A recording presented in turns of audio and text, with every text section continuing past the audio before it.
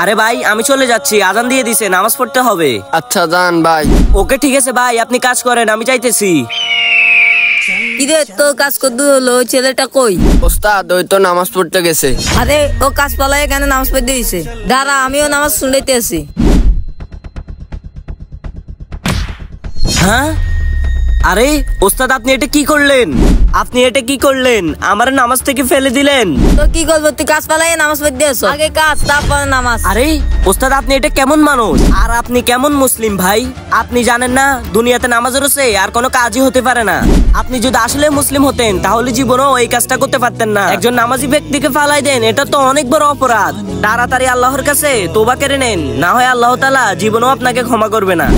আর হ্যাঁ, আপনার মতো বন্ড ওস্তাদের কাজ আমি করব না, চলে যাচ্ছি আমি। মনে রাখবেন দুনিয়াতে নামাজ রয়েছে কোনো কাজই বড় নয়। ভিডিওটা যদি ভালো লাগে অবশ্যই চ্যানেলটা সাবস্ক্রাইব করে দিবেন।